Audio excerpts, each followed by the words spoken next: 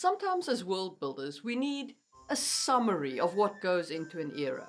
Enough of a concept to understand how people would have lived in the era that we are drawing most of our inspiration from for our world building setting.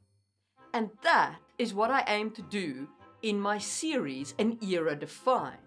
And today we're going to take a look at the Bronze Age with a specific lens on the economics and entertainment of the Bronze Age world. Welcome to another episode of Just in Time Worlds with your host, Marie Mullaney. Just a short PSA, I am not a historian or an archaeologist or anything like that.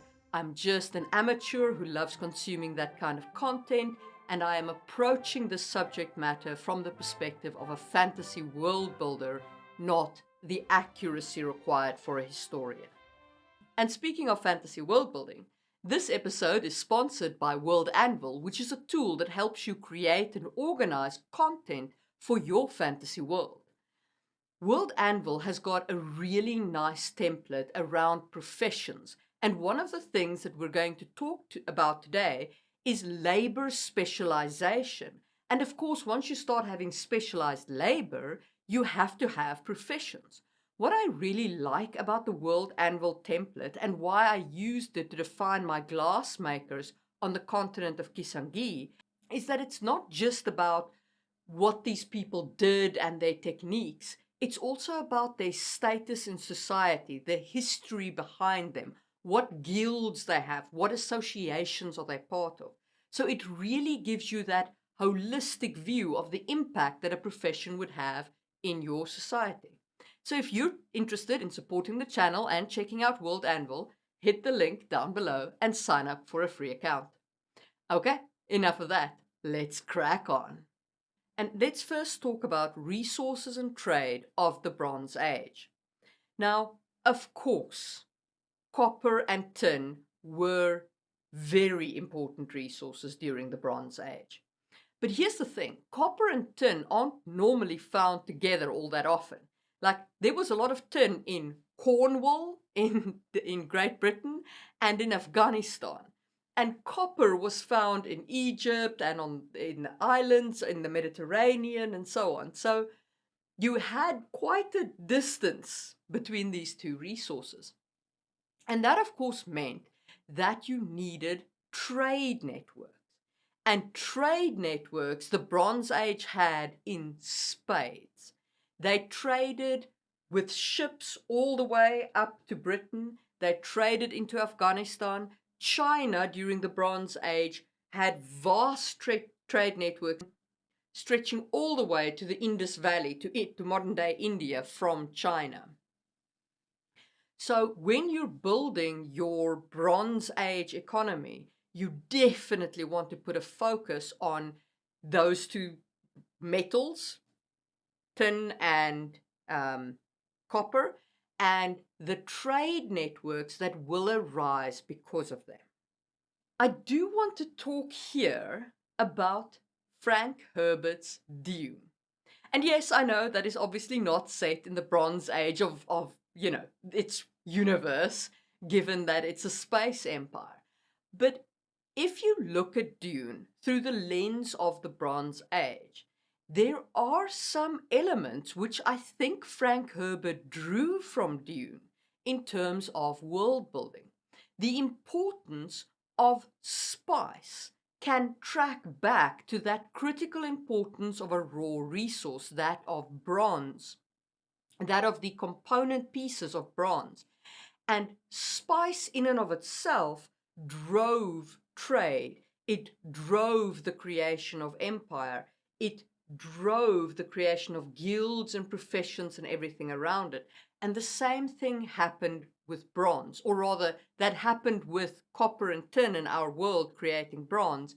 And I think Frank Herbert drew inspiration on that in terms of the bronze, in terms of the importance of that one single resource driving so much of the development of societal networks because it is so central to the society. So definitely think of how central those resources are to your society, and how that will affect societal behavior. There's also some other aspects of Dune which show some similarity to the Bronze Age, but I'll talk about them when I get there. During the Bronze Age, we also saw the emergence of currency for the first time. Now, I did do a video on currencies and fantasy that you can check out in the information card, but what you should remember at this point is that your currencies are likely to start out either as intrinsically valuable in and of themselves currency, like bullion or gold coins, or measures of gold, like the Egyptians used the deneb, which was a measurement of gold. Or they could be commodity currency, so currencies that directly tie back to a commodity. So, for example, you could have cowrie shells or something like that that tie back to some kind of commodity. The Mesopotamians used clay coins, which obviously had no value in and of themselves. I mean, it's just baked mud, right? But that clay coin entitled you to X measure of grain held by the city. So it was directly tied to a commodity. This, I'm actually trading you my grain ration, or my grain amount of grain that the city holds in trust for me. I am trading for you when I give you this coin, this baked coin. So when you're setting up your currencies, you want Bronze Age currencies to be very directly tied to a commodity, or in and of themselves intrinsically valuable. You are unlikely to see decoupled currencies at this time. So currencies that are completely decoupled from value, that is literally just an accounting concept. But this, of course, is fantasy world building. So in all this economies and trade and currency, what would the effect of magic be in this kind of heavy trade network? Well, there's a couple of effects as far as I can see. The first is that you might very well have a magical good that is as important as copper and tin were. So you could have something that mages need in order to cast magic, like a component magic system or a ritual magic system. And you see this in the Asterix and Obelix comic strip, where Getafix runs out of petroleum, out of oil, and he can't make the magic potion, and therefore Asterix and Obelix have to trek from Gaul all the way to the Middle East to find some oil. So it's important to think about your magic in terms of the raw resources that your magic uses, and therefore the impact that that could have on your Bronze Age civilization. Of course, magic could also have a massive impact on trade itself. If trade routes are more dangerous because of magic, goods will be more expensive because the merchant has to take a bigger risk. Or if trade routes are made safer by magic and travel is made easier, you will have a more vast network that will exploit resources in a much deeper way. It might even ultimately stave off any kind of catastrophe if your magical trade network is wide enough that something happens to the copper mines over here, but you can still get copper from that far distant land. It's now just really expensive because all trade now has to happen with magic. So it's worth thinking about what magic will do to your travel, to your resource requirements, and to the safety or lack thereof of your trade routes. And if you enjoyed that discussion about resources and trade, hit the thumbs up button, and let's talk about labor. So we definitely see strong labor specialization during the Bronze Age. We see the emergence of specialized craftsmen with relationship to bronze, of course. In the city of Ur, you had people who were bronze smelters, people who were bronze engravers, people who were bronze finishers. And it wasn't just bronze workers who were specialized. You started seeing jewelers. You saw, of course, scribes, people who could read and write, became a critical part of the society. In fact, they became the glue that holds the society together. They would write between the kingdoms and send information in this interconnected trade world. So scribes was a high-class profession that put the people who could write at the top tier of the professional world. Just on a side note, there's a really cute story about scribes where they would add addendums to the bottom of the letters that they sent to their leaders, right? So one scribe would write to another, he'd be like, listen, when you read this thing out loud to your boss, emphasize this part because this is what my boss says is important. And by the way, how's the wife and kids? So, and you can see that in the remains of the writing that we have today, these notes that the scribes left to each other, which I just think it's so human and it's so gorgeous. It's such a lovely little element. So think about the scribes in your world and how they communicate with each other versus how they communicate with their leaders.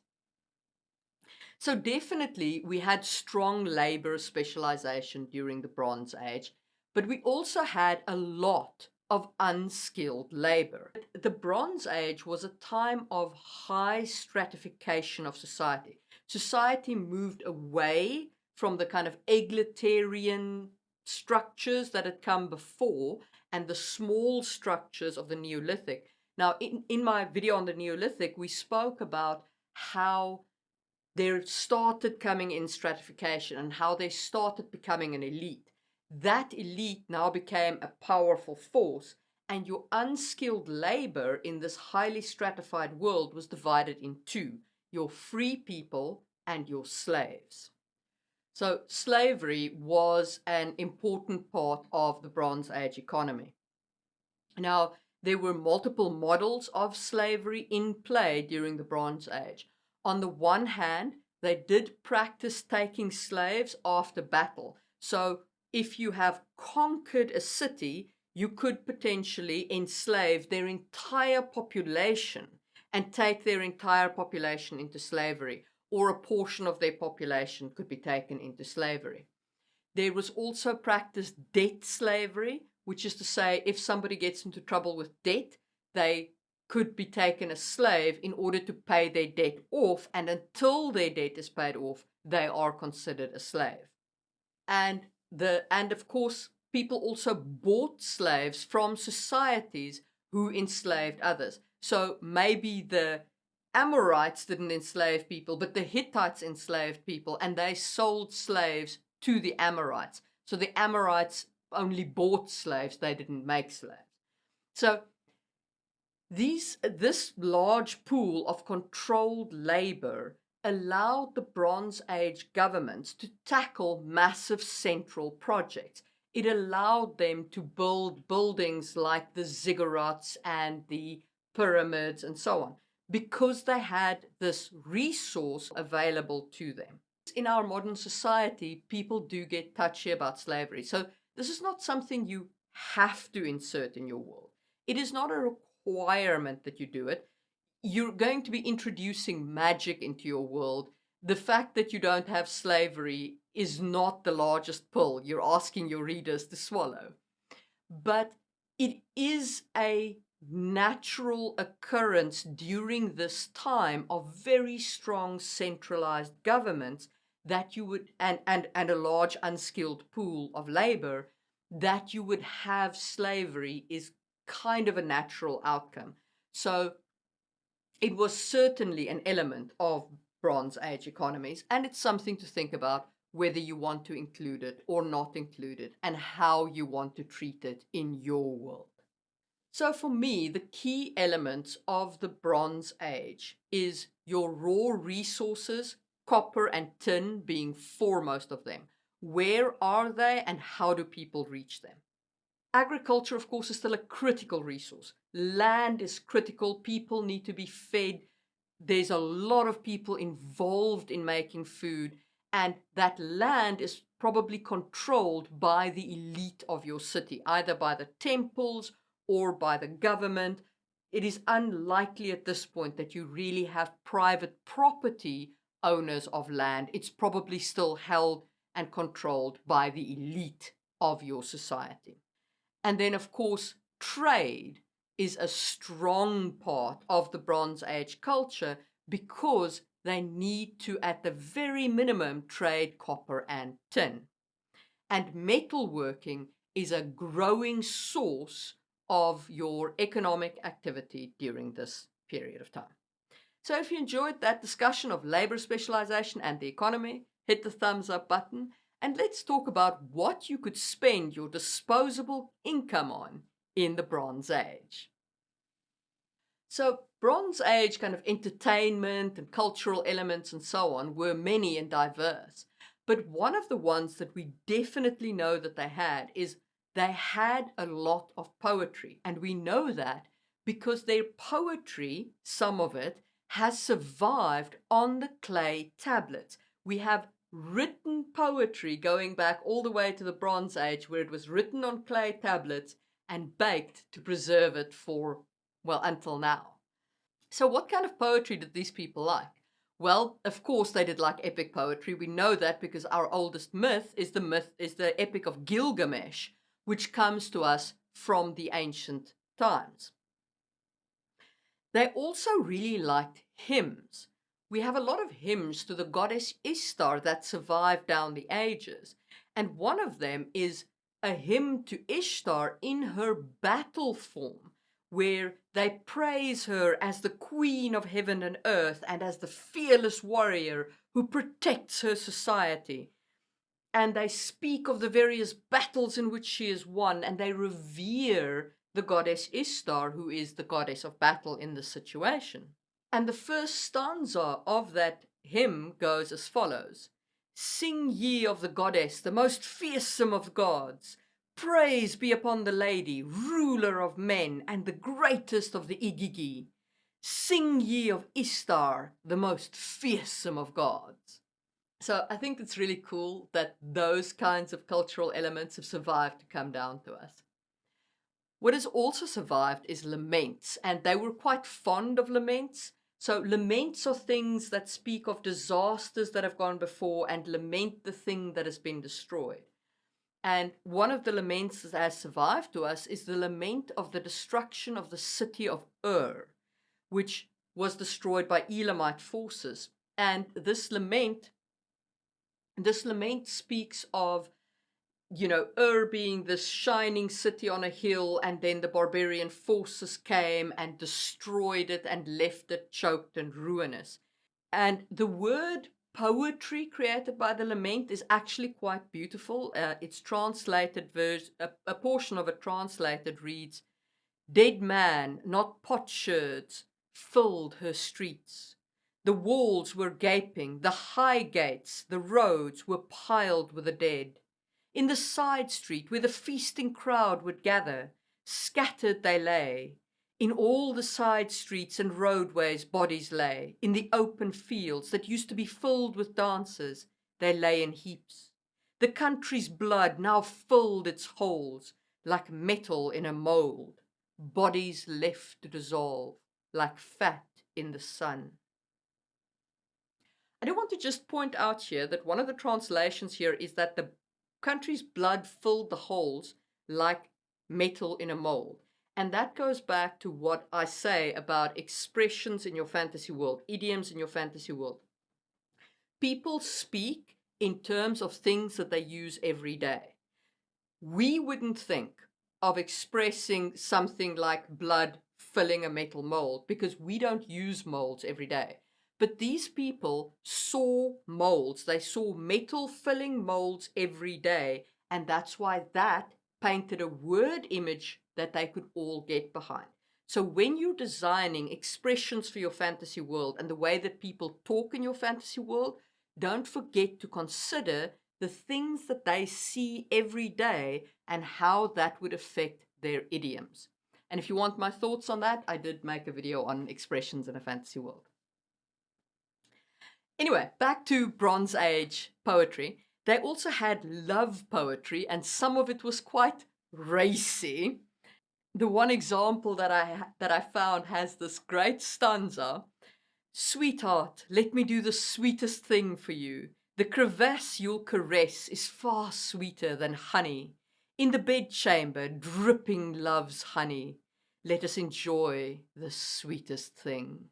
Sweetheart, let me do the sweetest things for you.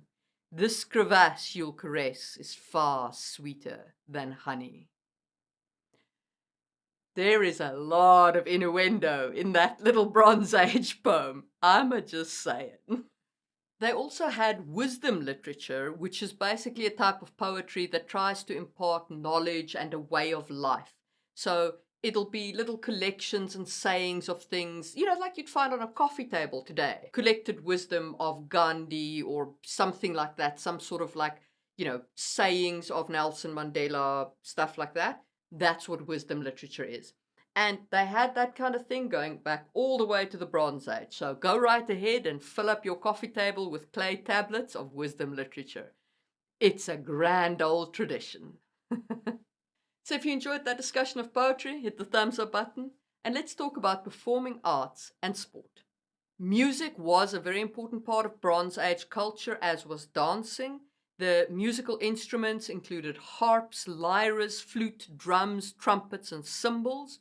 The dancing could be circular, so kind of circle dances, but it could also be highly athletic dances with a lot of acrobatic maneuvering.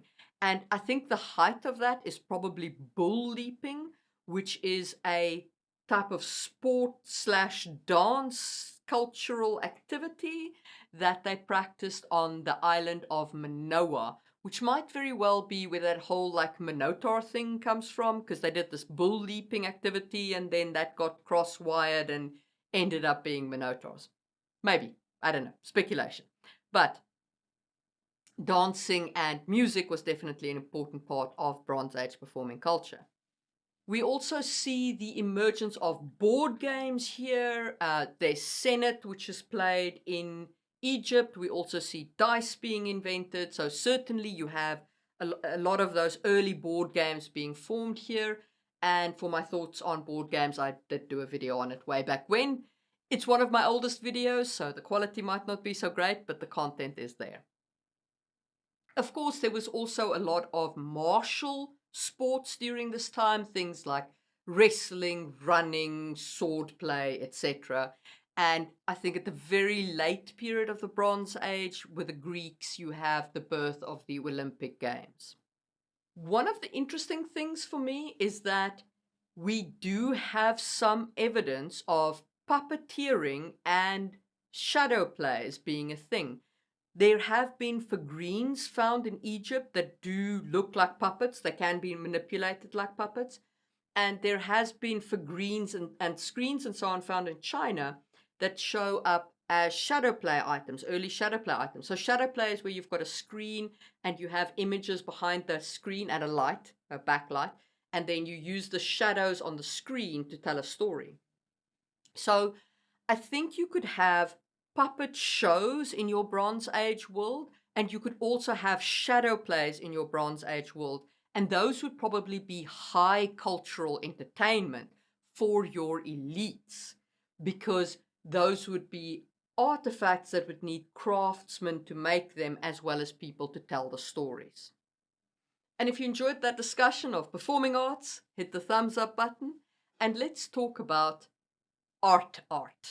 So, like people everywhere, Bronze Age people loved decorating things. They decorated their houses, they decorated their clothes. They now had access to metalworking, so you start seeing a lot of metal jewelry come through and so on. You also start seeing intricate ceramic works, very beautiful ceramic works, some of which has lasted, with imagery painted on them, things tying back to their gods, religious iconography, and so on. A lot of the artwork that survives is of people, so great kings, or at least kings who commissioned artists to make them look great, whichever way you want to look at it. And you also see a lot of religious iconography survive. You cannot go wrong in your world building if you have art tying back to your religion. It is an absolutely solid human thing to do, to have your art and your religion tied up together. They just seem to go hand in glove. During this time, you also see a lot of frescoes become a thing. So a lot of walls would have paintings on them, fresco paintings. You don't yet have the tapestries of the Middle Ages, but you do have wall decorations. I think this is especially true when you have mud brick houses. Because if you think about mud bricks, they're a pretty boring color. They're the sort of brown color. So you want to liven up those walls, and one of the ways to do it is, of course, to use frescoes and to paint on the walls. You want to think of your art during this period as a fairly practical thing, like people would decorate themselves and their houses. They wouldn't necessarily have gone out and bought pictures and so on. So think about what people would have on them to show off the art that exists in your world. And of course, don't forget that people who are really wealthy would flex by having sculptures of themselves, because sculptures are now a thing, or having their face cast in bronze, like having a mold made and having a bronze statuette of their face, because that has now become a possibility in this world. So if you have people that you want to flex how wealthy they are, make a couple of statues of them, or make a bronze casting of their face. And those are my thoughts on economics and culture in the Bronze Age for fantasy world builders. If you want to help me make more videos like this, you can hit the join button for these cool perks or buy my books in the links down below. And if you enjoyed this video, maybe check out my video on the performing arts in world building, and I will see you soon for another video from Just in Time World.